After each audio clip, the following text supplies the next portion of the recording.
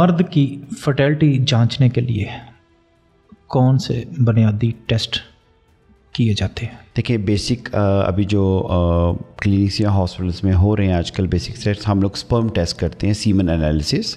उसके लिए अक्सर पेशेंट जो है अपना क्लिनिक पे हॉस्पिटल्स में आके अपना एक सीमन एनालिसिस या स्पर्म मनी का टेस्ट देके चला जाता है। फिर उसको लेबॉर्ट्रीज़ में immediately within hour time हम लोग एवेल्यूएट करके देखते हैं कि इसके स्पर्म्स कैसे हैं, उनकी शेप कैसी है, मोर्टेलिटी है नहीं, कितने स्पर्म्स अलाइव हैं, कितने डेड हैं, कोई इन्फेक्शन तो नहीं है।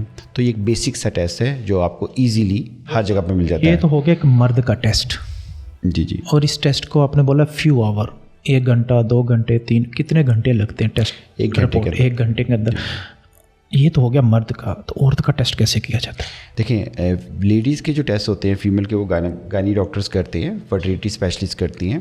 तो उसके तो बहुत लॉन्ग टेस्ट होते हैं, लॉन्ग ड्यूरेशन होती है, जिसमें आप अल्ट्रासाउंड स्कैन करते हैं, आप हार्मोन टेस्ट करते हैं, उनका जो विजाइनल एग्जामिनेशन होता है। उसके अलावा आजकल जो आपकी ट्यूब्स होती हैं जिनको आप अक्सर कहते हैं, उनको चेक करने के लिए लेप्रोस्कोपिक प्रोसीजर्स किए जाते हैं।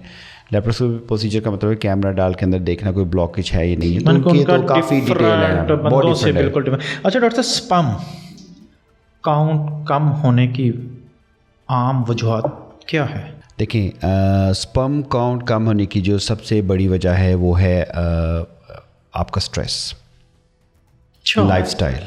जी, आपका स्ट्रेस, आपका लाइफस्टाइल, आपके हार्मोन इम्बैलेंस, आपकी ओबेसिटी यानी कि मोटापा, उसके अलावा कोई ब्लॉकेज है, कोई आपकी जो स्पर्म्स की ट्यूब्स है उसके अंदर कहीं ब्लॉकेज है, कहीं स्पर्म्स डिलीवर नहीं हो पा रहे हैं, या फिर जेनेटिकली भी मैं कह सकता हूँ कि ख़ानदानी तौर पे भी कुछ लोगों को ये मसले होते हैं। तो मेन बेसिक मसले उनके अंदर आते हैं, आपकी जो है वो हार्मोन इम्बैलेंस है, आपके हार्मोन ख़राब है, मे बी आपकी लाइफस्टाइल की वजह से आपकी जो स्पर्म की क्वालिटी है वो बहुत पुअर है या अच्छी नहीं है।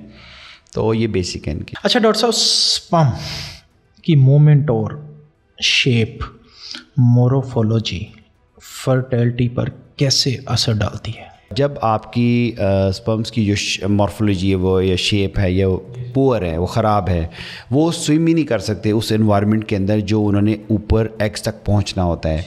उनकी मोर्टेलिटी कम होने से उनकी जो पावर ऑफ मूवमेंट होती है वो कम हो जाती है, उनकी स्विम करने की ताकत कम होती है, वो स्लो मूव करते हैं और वो अपनी जगह पे पहुंचने से पहले या तो मर जाते हैं या तो फिर डिस्ट्रॉय हो जाते हैं। ठीक है जी। तो इस वजह से वो इनफर्टिलिटी पैदा करते हैं, यानी कि बांझपन पैदा करते हैं।